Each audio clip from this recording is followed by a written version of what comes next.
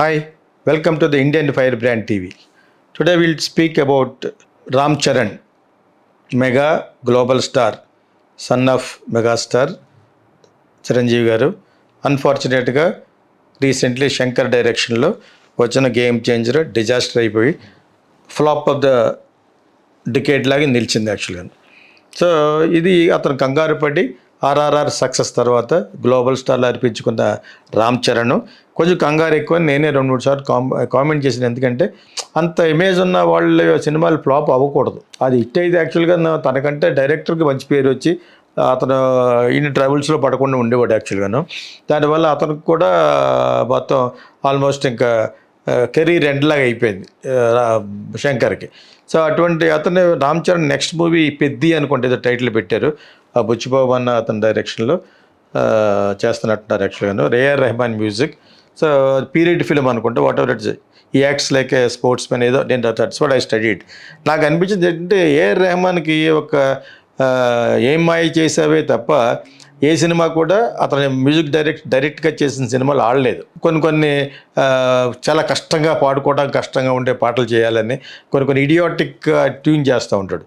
అలా కాకుండా మంచి పాటలు చేయించుకున్న డైరెక్టర్ ఎవరు, మణిరత్నం. ఆ సినిమా ఆడినా ఆడకపోయినా ఒక సినిమాలో చాలా మంచి పాటలు ఉంటాయి. తన శ్రీలంక బ్యాక్డ్రాప్లో తీసిన సినిమా అమృత అని చెప్పేసి. అదేవిధంగా అటువంటి పాటలు చేయించుకోమని చెప్పడం కోసం ఎందుకు చేస్తానంటే, ఏఆర్ రెహమాన్ మీ సినిమాకి ఫస్ట్ మైనస్ మీకు. ఈ రోజు మొన్న చావా అనే సినిమా చేసినా కూడా అతను బీయింగ్ ఏ ముస్లిం, హిందూ యొక్క ప్రమోషనల్గా ఉండే ఆ సినిమాకి అతను పెద్ద బ్యాడ్ అన్నారు. పెద్ద గొప్పగా ఏమి లేవు పాటలు అన్నారు అన్నమాట. అయినా కూడా ఓకే, ఏఆర్ రెహమాన్ కొంచెం ఐకానిక్ మ్యూజిక్ డైరెక్టర్గా పేరు తెచ్చుకున్నాడు కాబట్టి ఆ యొక్క పేరు కోసం తప్పితే music was not all that good అని చెప్పేసారు యాక్చువల్గా. నేను అనుకోలేదు, నేను ట్రైలర్ చూశాను, బాగానే ఉంది యాక్చువల్గాను. బట్ ఈ సినిమాకి ఎందుకన్నానంటే, తెలుగులో అతనికి హ్యారిస్ జయరాజ్కి మార్కెట్ లేదు. వాళ్ళు డైరెక్ట్గా చేసిన చాలా మంచి మ్యూజిక్ డైరెక్టర్స్ ఇద్దరును. ఇతని కంటే అతను పాడుకుంటా కూడా బాగుంటాయి పాటలు. హ్యారిస్ నాకు వాళ్ళిద్దరు కూడా నా దగ్గర కీబోర్డ్గా పనిచేశారు. నేను మ్యూజిక్ చేసిన దానికి, నాట్ ఓన్లీ ఇళయరాజా చేయకుండా నేను చేసిన మ్యూజిక్లకు కూడా వీళ్ళు కీబోర్డ్ చేశారు నాకు. సో అది మీకు తెలియాలని చెప్తున్నాను యాక్చువల్గాను. కొంతమంది సన్నాసులకి తెలియదు నేనంటే ఏంటనేది. చాలామందికి అప్పుడప్పుడు ఇలాగా సోడబ్బా కొట్టుకోవాల్సి వస్తుంది అనమాట. అంతకు తప్పితే ఏమీ లేదు. కానీ ఈ సినిమాకి మట్టుకు చాలా దగ్గరుండి చాలా జాగ్రత్తగా మన ఫస్ట్ ఎంట గెలిచి రెచ్చగలవాలి. ముందు తెలుగుకి సుస్వరమైన ట్యూన్స్ ఉంటే దేశంలో ప్రపంచంలో ఎక్కడైనా లైక్ చేస్తారు. ముందు మెలోడీని మిస్ కాకుండా కావాలనే నాన్ మెలోడియస్గా సాంగ్ చేసి అదేదో సినిమా చూడలేదు, అదే సగం ఒక 10 నిమిషాలు చూసి పెట్టేశాను, గేమ్ చేంజర్. అదేదో పాట ఉంటుంది. ఎందుకు అయింది సినిమా బిగినింగే ఒక రొచ్చ, ఒక ఫైటు. ఆల్ దిస్ ఆర్ఆర్ఆర్ తీశారంటే ఒక సిస్టమేటిక్గా కమర్షియల్ సినిమా అయినా ఒక లెవెల్లో పట్టుకెళ్ళారు. దానికి పాటకి ఏదో ఆస్కార్ ఇచ్చారు. దాని తర్వాత మీరు ఏదేదో అనేసుకుని చేస్తున్నారు, విచ్ ఇస్ నాట్ కరెక్ట్.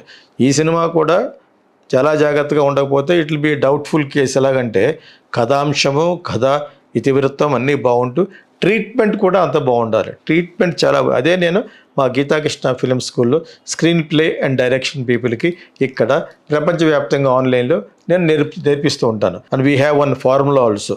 ఆ ఫార్ములా ప్రకారంగానే టైమింగ్ మెయింటైన్ చేస్తూ వెళ్తేనే ఏ టైంలో ఏది రావాలి తెలిసినే ప్రతి కథ ఉత్కంఠతగా ఉంటేనే సినిమా చూస్తారు.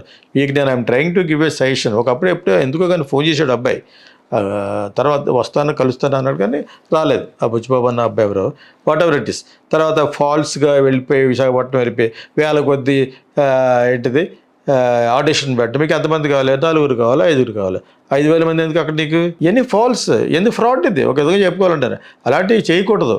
మీకు ఏం కావాలి అది దానికి పుష్పంగా చేశారు. తిరుపతి వెళ్ళి పెట్టడం, 10,000 మంది రావడం, పబ్లిసిటీ కావాలంటే వేరేగా చేయండి. కానీ ఆడిషన్ అనే పేరుతో అమాయకుల్ని మోసం చేయకూడదు, తప్పది. మీరు నిజంగా అక్కడ ఆడిషన్లో సెలెక్ట్ అవ్వాలి ఎవడ ఒక్కడైనా ఇచ్చారు మీరు? ఒకటి చూపించండి నాకు, పుష్ప కానీ మీ అందరి సినిమాల్లోనూ. సో ఇవి కాదు, మీలో ప్లస్లో మైనస్లు చెప్తున్నాను. ఇక్కడ ఏఆర్ రెహమాన్ పెద్ద మైనస్ మీకు. ఇళయరాజా కూడా మార్కెట్ లేదు. ఎవరు బాగుండేవారు అన్నది తర్వాత మీరు నిర్ణయించుకోవాలి. ఎవరో దేవిశ్రీ వాళ్ళు ఎవరో దగ్గర కూర్చోబెట్టి ఆ పీరియడ్ ఫిల్మ్ చూపించి ఆ పీరియడ్ ఎందుకు చేయలేడు? ఏదైనా చేయగలడు దేవి. ఇతనికి ఇచ్చినంత కాదు, మీకు ఎందుకు కావాలని కోరి పెట్టుకుని రేపొద్దున కొనుక్కునే వాళ్ళు డిస్ట్రిబ్యూటర్ రెహమాన్ వర్కౌట్ అవుదాం అతనికి అంటారు. అంచేత దగ్గరికి కూర్చొని మీరు కూడా చాలా కష్టపడి ఈ ఒక ట్యూన్కి ఈ ట్యూన్కి మెలోడీస్ని మిస్ కాకండి. మెలోడీస్గా ఉంటేనే మ్యూజిక్ బాగుంటుంది. నాన్ మెలోడీస్ సాంగ్లు ఏదో ఒక్క సాంగ్ పెట్టుకోవచ్చు, కానీ అది కూడా అవసరం లేదు. జర్రకంటి ఏంటి జరిగేది? బొంగులో సాంగ్ అది ఏంటిది నాన్న? నాన్ మెలోడీ సాంగ్ అది. ఎందుకంటే నా సాంగ్స్ సో మీకు తెలియదు చాలా వరకు. తెలియకపోతే తెలిసిన వాళ్ళతో అడగాలి. ఏఆర్ రెహమాన్ వదిలేస్తే ఒక పాట ఒక సినిమా తీసినంత ఖర్చు పెడతాడు శంకర్ అని చెప్తాడు. సిగ్గులేదట్టి శంకర్కి నీకును డబ్బులు ఎవడయ్యి ఒక పాటకి ఒక సినిమా తీసినంత ఖర్చు పెడతారట. ఎందుకు నీకు అంత తారుగా ఇన్స్ట్రుమెంట్లు పెడతావు, డిఫరెంట్గా రికార్డ్ చేస్తావు, దానికి ఒక సినిమా తీసిన ఎందుకు?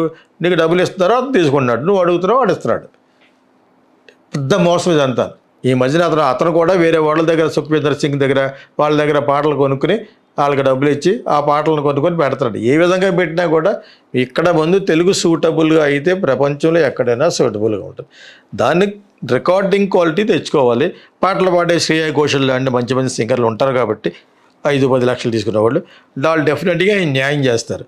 అవి నేను మ్యూజిక్ ఎందుకు సజెస్ట్ ఇస్తానంటే, మ్యూజిక్ అతనికి బ్యాడ్ నేమ్ ఉంది. మీ సినిమాకి ఆల్రెడీ సగం బ్యాడ్ అది.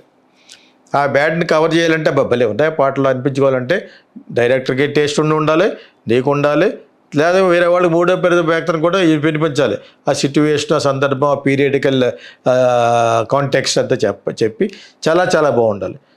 చూడండి ఇప్పుడు నాన్ సిరిత దీపావళి అని నాయకుడు సినిమాలో పీరియడ్ సాంగ్ ఏది నాయకుడిలో తీశాడు. ఇలా యాక్చువల్లీ ఇళయరాజా యాప్ట్, కానీ ఇప్పుడు ఆ ఆర్కెస్ట్రా కూడా ఎవరు లేరు. చాలామంది 80% చచ్చిపోయారు. Nobody is living. సో అతను ఒక్కడో వాళ్ళ అబ్బాయిని పెట్టుకుని 2 కీబోర్డులు పెట్టుకుని ఏదో చేసేస్తున్నాడు. టైం అయిపోయింది. కాకపోతే అతను ఆరోగ్యవంతుడు కాబట్టి ఇంకా జ్ఞాపకం ఇంకా ఉన్నాయి అతనికి.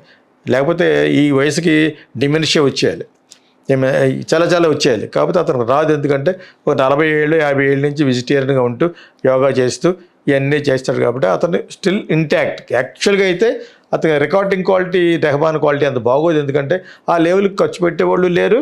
ట్రేస్ చేశాడు. పడినోడు ఎవడన్నా పడితే ఈ వాసుదేవ మేనన్ లాంటి డైరెక్టర్లు వస్తే వాళ్ళకి కూడా జర్మనీ తీసుకెళ్ళి అక్కడ బ్రెజిల్ తీసుకెళ్ళి రికార్డ్ చేశాడు. ఏంటి ఉపయోగం? అయ్యి ఒక్క సినిమా ఆడలేదు. సో ఇంకా అతను పీరియడ్ అయిపోయింది కానీ లెక్క. ఇళయరాజా టైం అయిపోయింది కాబట్టి రెహమాన్ టైం అయిపోయింది. బట్ స్టిల్ అప్పుడప్పుడు ఈ మధ్యన ఏదో ఒక సాంగ్ ఇచ్చాడు గైటర్ మోహన్ చిన్న కామెడీ సినిమాలో, కాదలిక్క నేరమెల్లే సినిమాలో. అందుకు తప్పితే రెహమాన్ కూడా జిల్ పోయింది. ఇప్పుడు ఈ ఛాయా అనే సినిమా, చావా అనే సినిమా ఔరంగజేబ్ మీద అగైనిస్ట్గా శివాజీ మహారాజ్ కొడుకుపై తీశారు కాబట్టి, సో ఆ సినిమా చాలా చాలా సూపర్ హిట్ అయిపోయింది కాబట్టి అతనికి దానికి మ్యూజిక్ కానీ ఇతను అనుకున్నది బాగా చేయలేదు అన్నారు. అది కరెక్ట్ కాదు. అతను ముస్లిం కాబట్టి, అది ముస్లింలకి అగైనెస్ట్గా తీసిన సినిమా కాబట్టి అది బాగా చేయలేదు. అలాగే ఎందుకు ఉంటుంది అలాగే అంటే that I don't think Rahman will do it. But anyway అతను మీ సినిమాకి మైనస్. మీరు పాటలు చాలా బాగా చేయించుకుంటే మీకు మనుగడ ఉంటుంది, లేకపోతే మళ్ళీ మరో గేమ్ చేంజ్ అవుతుంది. జాగ్రత్త మిస్టర్ రామ్ చరణ్.